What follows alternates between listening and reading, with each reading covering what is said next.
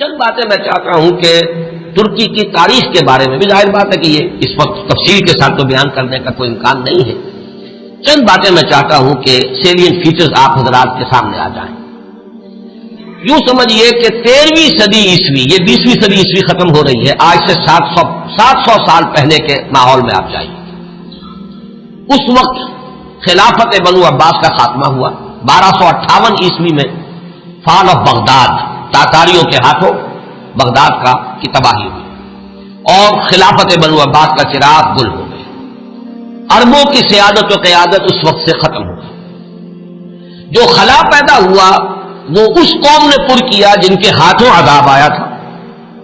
ہے آیا فتنہ تاتار کے افسانے سے، پاسما مل گئے کعبے کو صنم خانے سے. ایک انٹرم پیریڈ تو ایسا گزرا ہے کہ جس میں طوائف الملوکی تھی. ظاہر بات ہے کوئی بڑی تہذیب، بڑا تمدن، بڑی سلطنت ختم ہوتی ہے تو دوبارہ اس کی جگہ پر کسی دوسرے سٹرکچر کے بننے میں وقت لگتا ہے. درمیان میں وہ طوائف الملوکی، چھوٹے چھوٹے سلطان، چھوٹے چھوٹے عمراء، چھوٹی چھوٹی حکومتیں پورے عالم اسلام. لیکن رفتہ رفتہ یہ جو ترک ایک اصل میں یوں سمجھیے کہ ایک نسل ہے، قوم ہے. ہم مغل کو علیحدہ سمجھتے ہیں، ترکوں کا اصل میں ملک بھی ترک ہے.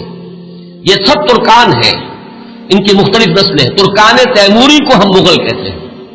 ترکان صفوی کی حکومت قائم ہوئی ایران میں. ترکان تیموری یعنی مغلوں کی بہت بڑی مملکت قائم ہوئی ہندوستان میں. ترکان سلجوقی سب سے پہلے دائرہ اسلام میں داخل ہوئے تھے اور وہ خلافت بنو عباس کے دور میں ہی بہت کافی پاورفل ہو چکے تھے. چھوٹے چھوٹے علاقوں میں ان کی حکومتیں تھیں. اسی زمانے میں مشرق و مغرب میں ہر جگہ پر پورے عالم اسلام میں سب سے زیادہ مضبوط حکومتیں جو تھیں وہ غلاموں کی تھیں. ہندوستان میں 1206 میں دلی کے تخت پر قطب الدین ایبک بیٹھے غلام تھے. پھر وہ التتمش کے سب خاندان غلامہ ہیں. ادھر مصر میں مضبوط حکومتیں دو ہی تھیں، ہندوستان میں خاندان غلامہ کی، ادھر مصر میں ممالک، مملوک کہتے ہیں غلام کو، ملکیت ہے. یہ سب ترک ہیں. تو ان دونوں کی حکومتیں عظیم ترین قائم ہوئی. ہندوستان میں تو دور کئی آئے. ہندوستان میں پہلے خاندان غلامہ، پھر خلجی، لودھی، سادات، مختلف خاندان، کچھ 325 برس تو اس میں گزرے. 1206 سے 1526 تک 320 برس میں یہ کئی خاندانوں کی حکومتیں توڑ پھوڑ ہوتی رہی. پھر 1526 سے مغل آئے. کہنے کو تو 1857 تک رہے، لیکن حقیقت میں 150 برس ہیں ان کے جن کو کہا جائے کہ صحیح ان کی عظمت کا دور ہے. یہ جو 6 بادشاہ ہیں، بابر، ہمایوں کا تو خیر نہ ہی شمار کیا جائے، اکبر ہے، پھر جہانگیر ہے، شاہجہاں ہے، اورنگزیب. اس کے بعد جو ہے طوائف الملوک ہندوستان میں بھی ہو گئی. لیکن اسی صدی میں 13ویں صدی کے اختتام کے قریب 1288 میں ایک ترک سردار ارطغرل کا بیٹا عثمان، یہ خاندان عثمانی جو ہے حضرت عثمان سے کوئی تعلق نہیں ہے ان کا. یہ اکثر لوگ چونکہ اس میں بھی مغالطے میں دیکھا بڑے بڑے پڑھے لکھے لوگ، امریکہ کے ڈاکٹرز بھی اس مغالطے میں تھے کہ شاید ان کا تعلق حضرت عثمان سے، جیسے بنو عباس کا حضرت عباس سے ہے تو یہ عثمانی سلطنت جو ہے یہ شاید یہ حضرت عثمان کی نسل سے ہے. اس کوئی تعلق نہیں، یہ تو ترک ہے. عثمان بیگ اس کا نام تھا سردار کا. اس نے چھوٹی سی حکومت قائم کی. ویسے تمام مسلمانوں کی حکومتیں تھی، اناطولیہ پورا کا پورا جو ہے مسلمانوں کا تھا، مختلف چھوٹی چھوٹی ریاستیں. لیکن عثمان بیگ نے 1288 میں اس وقت کا جو ترکی ہے اس کا شمال مغربی کونا، صرف ایشیائی ترکی، اس میں چھوٹی سی حکومت قائم کی. 1288 سے لے کر اس کے بعد یہ حکومت جو ہے تسلسل کے ساتھ قائم رہی. اور فرق یہ ہے کہ ہندوستان میں تو جیسا کہ میں نے عرض کیا اس عرصے میں بہت سے خاندان آئے اور ختم ہوئے. مغلیہ دور آیا، ختم ہوا، پھر انگریز بھی آ گئے. لیکن یہ کہ 1288 سے لے کر اب یہ 1992 تک وہ سلسلہ وہاں قائم ہے، کوئی رخنہ نہیں ہے. عروج و زوال انہی کے درمیان آئے ہیں. کبھی ان کی سلطنت بہت پھیل گئی، کبھی سکڑ گئی. پھر یہ کہ آج بھی بہرحال پورا ایشیا مائنر جس کو آپ کہتے ہیں، ایشیا کوچک، اناطولیہ کا پورا علاقہ، اور یورپ میں بھی بہرحال 3% ان کا رقبہ جو ہے یورپ کے اندر بھی ہے. آج بھی وہ مملکت قائم ہے. اور اس مملکت کے اندر نوٹ کیجئے پورے 400 برس تک خلافت رہی. ویسے تو 600 برس سے زائد ہو چکے ہیں، 1288 سے لے کر اور یہ 1992 تک، یہ تو 700 سال کی حکومت ہے. لیکن یہ کہ خلافت جو ہے وہ 1520 سے شروع ہوئی. یہ ذرا ذہن میں رکھیے، جبکہ انہوں نے حجاز کو بھی فتح کر لیا، مصر کو بھی فتح کر لیا، عظیم ترین 3 بر اعظموں پر دنیا میں کوئی اور حکومت اور کوئی اور سلطنت اتنی عظیم نہیں تھی جتنی کہ اس وقت سلطنت عثمانیہ تھی۔ پورا حجاز، پورا یمن، پورا عراق، شام، مصر، اور پھر یہ لیبیا، الجزائر، تیونس تک، یہ سب کے سب پورا ایشیا مائنر، اور جیسا کہ میں نے عرض کیا بہت بڑا رقبہ، تمام بلقان سٹیٹس، ہنگری اور یہ علاقے جو ہیں یوگوسلاویا، سب کے سب جو ہیں یہ ایک مملکت 3 بر اعظموں کے اوپر محیط۔ تو 1520 سے خلافت شروع ہوئی ہے اور 1920 سے لے کر 1924 4 سال میں درجہ بدرجہ ختم ہوئی ہے۔ وہ بھی میں آج آپ کو بتاؤں گا کہ وہ درجے کیا ہیں۔ ایک دم ختم نہیں ہوئی، اس کے اندر کچھ وقت لگا ہے۔ 4 سال کے عرصے میں وہ نیچے گری ہے، 400 برس تک قائم رہی اور 4 برس میں پھر وہ زمین بوجھ گئی۔ اور خاص طور پر یہ پوائنٹ نوٹ کرنے کا ہے کہ بقیہ جو خلافتیں تھیں، خلافت بنو امیہ، خلافت بنو عباس، خلافت، ان سب کو تو چیلنج کرنے والے کوئی نہ کوئی سامنے آتے رہے۔ بنو امیہ کی خلافت کو چیلنج کیا پہلے حسین ابن علی نے رضی اللہ تعالی عنہما، پھر حضرت عبداللہ ابن زبیر نے رضی اللہ تعالی عنہما، پھر یہ کہ خلافت بنو عباس کو چیلنج کرنے والے حضرت زید، حضرت حسن کی اولاد میں سے رضی اللہ تعالی عنہ، پھر انہی کی اولاد میں سے ایک اور نفس زکیہ اٹھے جن کا نام اصل میں محمد ابن عبداللہ ہے، نفس زکیہ ان کا لقب ہے۔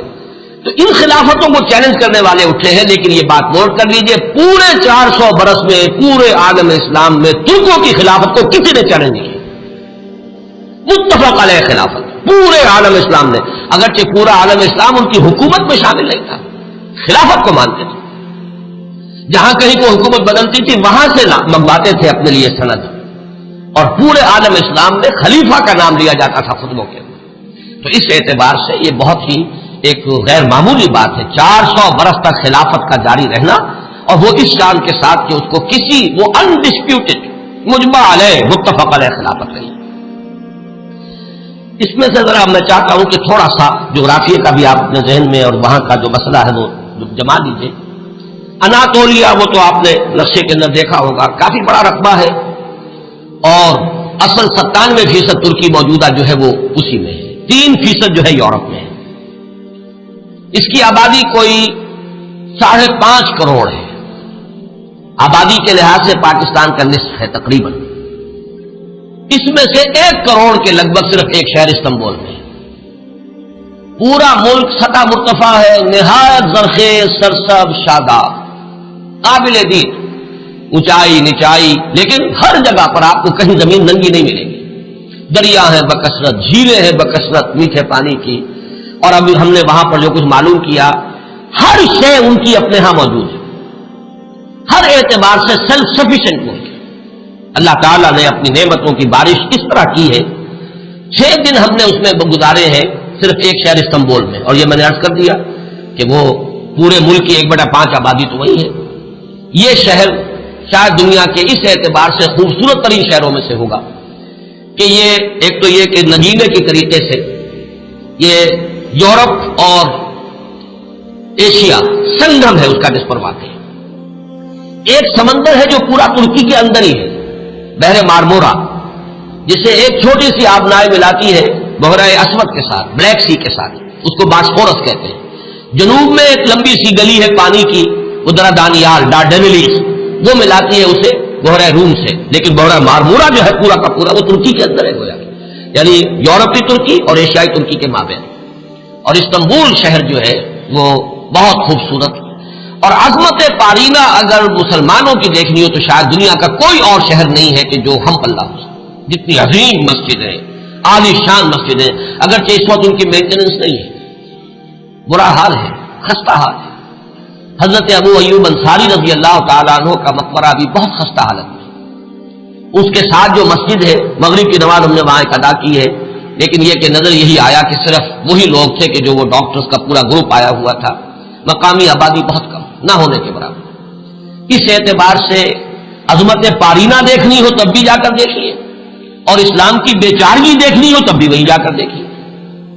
یہ دونوں کنٹراسٹ آپ کو وہاں نظر آئیں گے کہ عظیم ترین مسجدیں وہاں ہیں۔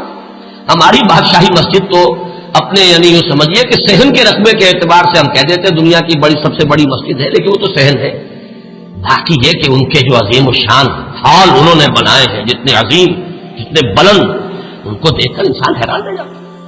سلطان محمد فاتح کی مسجد، سلطان سلیمان کی مسجد، ایک ایک مسجد ان میں سے جو ہے اپنی جگہ پر عظمت کا بہت بڑا نشان ہے، اگرچہ جیسا کہ میں نے عرض کیا اس وقت حالت جو ہے ان کی اکثر و بیشتر خستہ ہے۔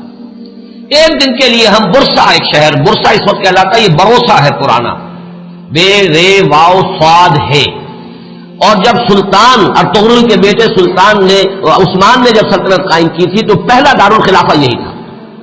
یہ ایشیائی حصے میں ہے، تقریباً کوئی 150-200 میل کا فاصلہ ہوگا استنبول سے۔ وہاں کے حالات مختلف ہیں، وہاں سلطان بایزید یلدرم کی بنائی ہوئی مسجد جو ہے بہت عالیشان ہے، اور اس وقت بھی وہ بہت آباد ہے۔ ہم حیران ہوئے وہاں دیکھ کر کہ وہاں ایک ظہر کی نماز ہم نے پڑھی ہے 2 دن قبل، لیکن محسوس ہوتا تھا کہ جمعے کی نماز، ظہر کی اذان سے پہلے کثیر تعداد کے لوگ موجود تھے۔ اتنا کنٹراسٹ بھی شاید دنیا میں آپ کو کہیں نظر نہ آئے کہ استنبول کا حال وہ ہے کہ حضرت ابو ایوب انصاری کی مسجد جو ہے وہ بھی ویران پڑی ہوئی ہے رضی اللہ تعالیٰ عنہ، لیکن یہ کہ برسا کے اندر جا کر آپ دیکھیے تو وہاں پر یہ ہے کہ ظہر کی نماز ایسا محسوس ہے کہ جمعے کی نماز، اذان سے پہلے نصف مسجد بھری ہوئی تھی، اور اس کے بعد جو ہم نے دیکھا ہے ان کا جوش و خروش اور پاکستانیوں سے نہایت محبت، وہ بھی وہی نظر آتی ہے، استنبول میں نہیں۔ استنبول تو ہر اعتبار سے مغربی تہذیب کے اندر بری طریقے سے یوں سمجھیے کہ پوری طرح گم ہو چکا ہے، وہاں آپ محسوس نہیں کر سکتے کہ کوئی مسلمان ملک ہے۔ باقی یہ کہ جیسا کہ میں نے ابھی عرض کیا تھا کہ اگرچہ اللہ تعالیٰ نے اپنی دولت جو ہے مادی دولت کے خزانے ہر طرح سے انہیں دیے ہیں، لیکن معاشی حالات نہایت ناگفتگو، انفلیشن آسمان سے باتیں کر رہی ہے، کرنسی کی قیمت اس تیزی کے ساتھ گرتی ہے۔ وہ کچھ اعداد و شمار لے کے آئے ہیں میرے ساتھ، چونکہ چھوٹے بھائی برادر عزیز اقتدار احمد تھے، ندا میں انشاءاللہ تعالیٰ وہ چیزیں تفصیل سے آئیں گی فیکٹس اینڈ فگرز کے ساتھ، کہ کس طرح ہر مہینے ان کی جو کرنسی ہے اس کی قیمت گر رہی ہے، اور کس طرح یہودیوں نے انہیں چنگل کے اندر لے رکھا ہے، اور پوری معیشت جو ہے یہودیوں کے قبضے میں ہے۔ ان کے ہاں ہر چیز جو ہے کنزیومر گڈ، بس اس کی کھپت ہے، جو خرچ کر دینے والی چیزیں ہیں، لباس ہے، مختلف چیزیں ہیں، ان کی بہتات بازاروں میں بھری نظر آئے گی، لیکن یہ ہے کہ ان کی جو یعنی یوں سمجھیے کہ شراب پانی کی طرح، ایک عجیب کنٹراسٹ ہے اس اعتبار سے بھی، خنزیر وہاں نہیں کھایا جاتا، لہذا یہ تو اطمینان ہوتا ہے آپ جہاں چاہیں جا کے کھانا کھا لیں، آپ کو پتا ہے یہاں حرام چیز کھانے میں نہیں ہے، لیکن شراب پانی کی طرح پی جاتی، یہ بھی تضاد۔ یہاں تک کہ واقعہ یہ ہے کہ ہمارا ایک گائیڈ تھا، اس نے کہا بڑے ہی فخر کے ساتھ، ایک جگہ جب ہم جا رہے تھے حضرت ابو ایوب انصاری رضی اللہ تعالیٰ عنہ کی مسجد کی طرف، اس نے ایک علاقہ بتایا اور اس نے کہا یہ اتنے ریسٹورانٹ جو آپ کو نظر آ رہے ہیں یہ سب شراب اور ہر جگہ ہے، لیکن رمضان میں یہ سب بند ہوتے ہیں، رمضان میں ہم شراب نہیں پیتے۔ ہم نے کہا رمضان ہی میں نہیں پیتے تو یہ باقی شراب، باقی تو پیتے ہیں۔ کسی نے پوچھ لیا کیا روز کے؟ ہاں روز پیتے ہیں۔ وہ بالکل کوئی اس کے اندر کوئی گلٹی کانشنس، کسی طرح کی کوئی انہیبیشن، کوئی کسی درجے کی کوئی شرمندگی ختم نہیں، لیکن رمضان میں یہ سب بند ہوتے ہیں رمضان کے اندر۔ تو میں نے کہا کہ اللہ کرے کہ یہ رمضان ہی پورا سال ہو جائے، کوئی ایسی شکل بن جائے کہ پورا سال ہر روز عید میں اس کے حلوہ خورت کسے، اللہ کرے کہ پورا سال جو ہے وہ رمضانی کی شکل بن جائے تاکہ وہاں سے شراب کی لعنت کا خاتمہ ہو۔